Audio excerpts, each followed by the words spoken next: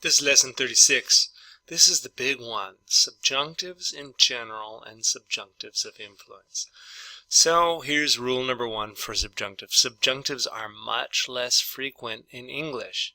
For many of the subjunctive constructions in Spanish, we simply use an indicative form of the verb. As we study extensively the different cases, we will see 5 words used as subjunctives: may, might, would, could, and were. A good starting point will be to see the subjunctive constructions in Spanish.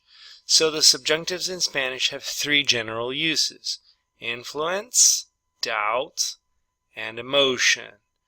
So here are some examples of influence, okay? This is in the present tense, and this is in the past tense. So it says here, te estoy diciendo que estudias, and that's the subjunctive, el inglés más tiempo. So you can see that the influence is, for the first indicative verb, the influence is over the second verb. That's what I, estoy, am wanting to influence in you, estudias. Okay? Great, let's look at it in the past tense. So the same thing happens, but the subjunctive is different. So te dije is past tense, and then the subjunctive for the past tense is estudiares. Spanish does not have a subjunctive for the future tense, so these are the only 2 that you'll have. And so let's see, we have another example here, and this is this is with the phrase para que. So the phrase para que always elicits the subjunctive, and it's an influence again. So estudio para que gane la clase. So what makes it the subjunctive? The para que, because it's an influence. Alright, so great. So let's look at the second use of subjunctive in Spanish, and that is examples of doubt. Okay, so you can have different degrees of doubt, but they're all going to use the subjunctive. So no creo que ganen los cremas. So cremas is a soccer team in Guatemala. So you see that the first 2 words here is expressing doubt over the second verb, and notice that all of these are separated by the word que. So que, and then que, and then let's see, we got que here, and so you'll see that que is the big separating factor between these 2 verbs. So this is kind of an an exception to that. So you see that tal vez is always indicating doubt, and so it requires the subjunctive. Okay, so tal vez pasen mi clase de inglés. Okay, so that is a subjunctive of doubt because the adverb implies doubt. So let's look at the third use of subjunctives in Spanish, examples of emotion. So the first emotion, whether it's positive or a negative emotion, doesn't matter. Okay, estoy feliz de que te hayas mejorado. So hayas is the subjunctive, and why? Because of the emotion. So the first verb, or the first 2 words, express emotion over the second verb. Okay, and then we have a negative one here. Lamento que no te preocupes de tus clases, or lamento de que no te preocupes de tus clases. So the first one expresses a negative emotion over the second verb, which is preocupes. Alright, great. So now here's how you do. We're going to look at examples of influence. We're going to have to look at all 3 cases in English separately. So the first one, in some ways, is the most difficult, and that's the example of influence. So let's look at examples of influence constructions in English. Okay, I am telling you to study English more. So this is the same sentence right here. Okay, so I have translated it, and I'm putting it here, and so immediately you can see that there's no subjunctive. In fact, we have an infinitive, and the next thing you'll notice is that we don't have the word que, that, in the middle. So here's I told you to study English more. This is the sentence that I put right here. Okay, so let's look at it. And so again, infinitive, and there's no that in the middle. Okay, so let's look at it more closely. We observe no trace of a subjunctive. Remember that your subjunctives are right here, okay? May, might, would, could, were, had.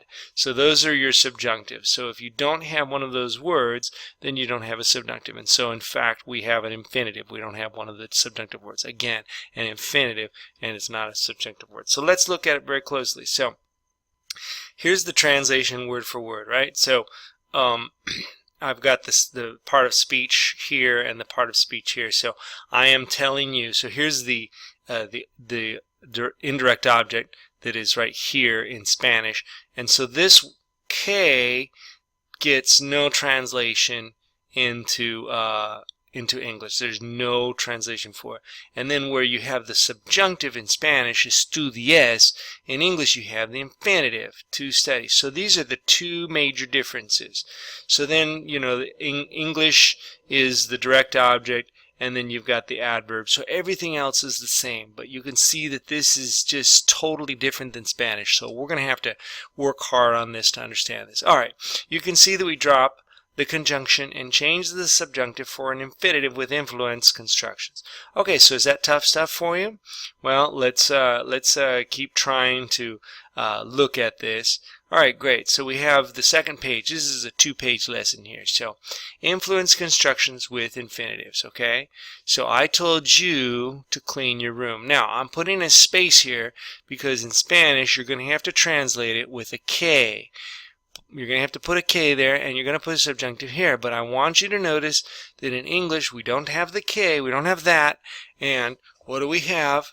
We have an infinitive. All right, so let's look at number 2. The boss ordered her to do her work.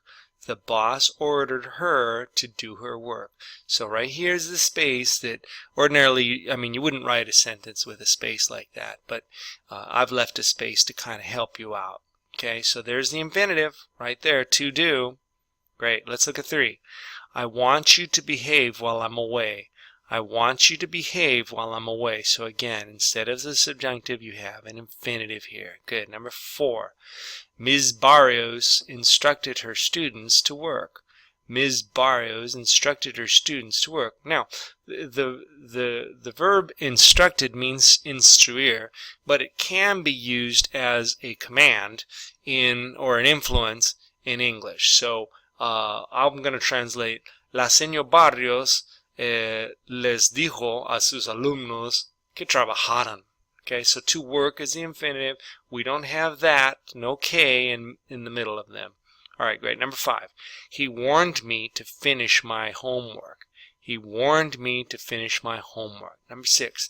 The pastor wanted Fred to follow the Bible. The pastor wanted Fred to follow the Bible. Okay, so we have already seen want sentences. So the influence construction with infinitives is a similar variation to this theme. So I want to clean my room. Now, if I clean my room, this is exactly how Spanish is. But all we do is insert the word you right in the middle of it, and now it would be a subjunctive in Spanish, and it's not a subjunctive in English. I want you to clean my room. Yeah, qué bonito que tú limpiaras el cuarto en vez de yo tenga que limpiar mi propio cuarto, ¿verdad? Yo quiero limpiar mi cuarto. Eso está bien, eso sí se entiende. Yo quiero que tú limpies mi cuarto. Ves que para el inglés solo insertamos el you y todo lo demás sigue igual. So, si puedes recordar eso te puede ayudar con construcciones de subjuntivo de influencia en el español. All right, great. So here we have some influence construction with subjunctives. They are rare. The verbs cannot connect direct objects and therefore require the conjunction that, followed by the second subject and then a subjunctive verb. So here we go.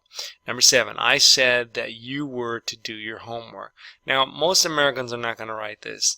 I said, they're not going to write a sentence like this. The were is a subjunctive that is disappearing more and more from the English language. Fewer and fewer people are using it. It's getting fewer and less mention in the English language, but this is correct. Okay, number 8. He left instructions that you were to finish the job. Okay, he left instructions that you were to finish the job. Number 9. I wish that you were here. I wish that you were here. Okay. 10. I wished that you would behave. I wished that you would behave. All right, great. So influence constructions with the future tense. So hope uses the future tense. It can use that or omit it. So I hope you will go to heaven. I hope you will go to heaven. So you see, this is just future tense. There's no subjunctive. In Spanish, yo espero que tú vayas al cielo. Es imposible decirlo en el futuro. Sería incorrecto decir espero que irás al cielo. Eso es equivocado. Okay, number 12. Pastor Rob hopes that I will provoke revival. So it's just the future tense here, and there is no subjunctive.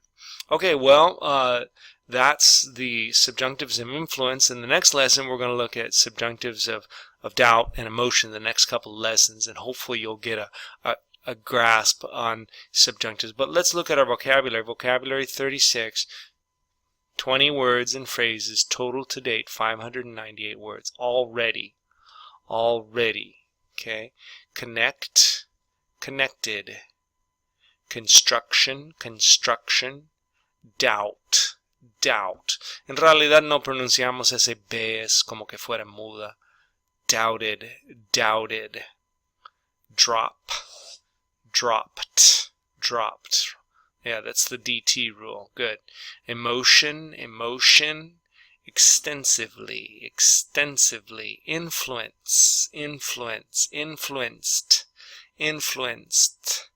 Instruction, instruction. Job, job. Provoke, provoke, provoked, provoked. Rare, rare. Revival, revival. Small, small. Start, started, started. Therefore, therefore. Variation, variation. Warn, warned. Wish, wished. Now, este verbo no tiene traducción, así que lo más cercano es quisiera. Quisiera. Lo mismo, quisiera, desearía. Eso es lo más cercano que podemos llegar a traducirlo. Okay, let's look at our honorifics here. So we have Mr., Mrs., Miss, and Ms., Ms. Okay, so let's look at some derivations, because these are words that get used as subjunctive. So can, in the past tense, is could, and will, you can see that what makes the form of the word would. So will is, the future tense is like re, hablaré. So would is the conditional, ría, hablaría, or danzará, danzaría. So you can see that the formation is a vowel change plus the ed, so it looks like it's the past tense, but how can you get a past tense of the future tense? That's impossible. So this is obviously not the past tense of the future tense. That would make no sense whatsoever, but it is a subjunctive word that we use. Okay, shall is an alternative to will. It's a future tense that's used in just a few cases that I explain elsewhere. And so again, we have a vowel change and we have an ed, and so should, shall is the future tense, is an alternative future tense, and should is like debe, debo, debes. Great. And then we have may, and then again, we see that the formation of may is from a vowel change and the addition of ed. So may is a verb, but it's going to be translated tal vez, and might is going to be translated podría. So might is even weaker than may.